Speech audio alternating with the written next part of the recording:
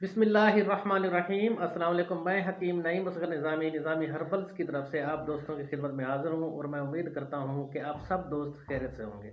सबसे पहले तो गुजारिश ये है कि जिन मेरे दोस्तों ने अभी तक मेरा चैनल सब्सक्राइब नहीं किया वो लाजमी सब्सक्राइब कर लें, घंटी के निशान को लाजमी प्रेस करें कि मेरे आने वाली हर वीडियो की अपडेट बर वक्त आपको मिल सके। आज मैं एक ऐसी जड़ी बूटी लेकर हाजिर हूँ जो देसी अद्वियात में बहुत ज़्यादा इस्तेमाल की जाती है, जिसके फ़वाइद बेपनाह हैं। वो है जी अश्वगंध नगोरी, जिसको अश्वगंधा भी कहते हैं।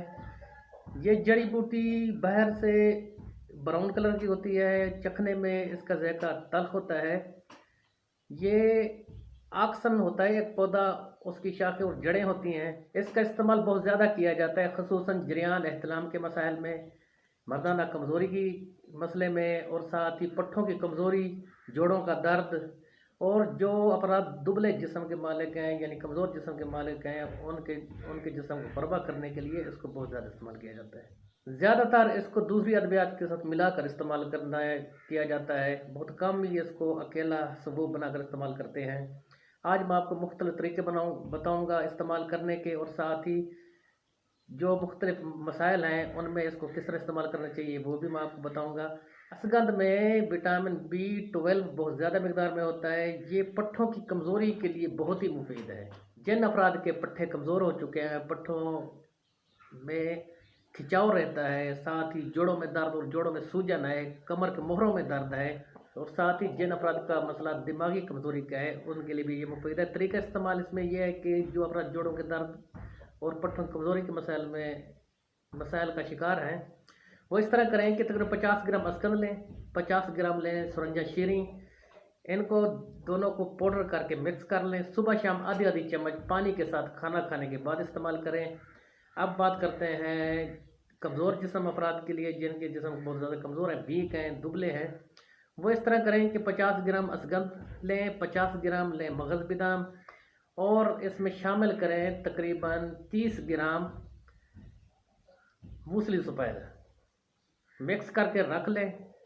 सुबह शाम खाना खाने के बाद आधी आधी चम्मच दूध के साथ इस्तेमाल करें। इंशाल्लाह बहुत जल्द फ़ायदा हासिल कर सकते हैं आप। पट्ठे भी मजबूत भी होंगे और साथ ही जिस्म फरबा भी होगा। अब मर्दाना इमराज की तरफ चलते हैं कि क़ुव्वत बाह में इजाफा करने के लिए किस तरह इस्तेमाल करें।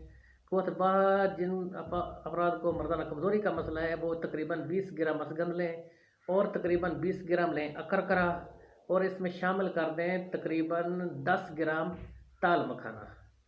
इन तीनों चीज़ों को पाउडर बनाकर रख लें। आधी आधी चम्मच खाना खाने के 1 घंटे के बाद दूध के साथ सुबह शाम इस्तेमाल करें। इससे मर्दाना कमज़ोरी का मसला और साथ ही मवाद भी गाढ़ा करेगा ये, और नफ्स में सख्ती भी लाएगा। अब बात करते हैं सर जरियान एहतलाम के मसले में, जो नौजवानों को बहुत ज़्यादा मसला है। उसमें अश्वगंध का इस्तेमाल करने का फ़ायदा ये है कि इससे जो जरियान और एहतलाम की वजह से कमज़ोरी हो चुकी है पट्ठों में, जिस्म में, वो भी दूर हो जाती है।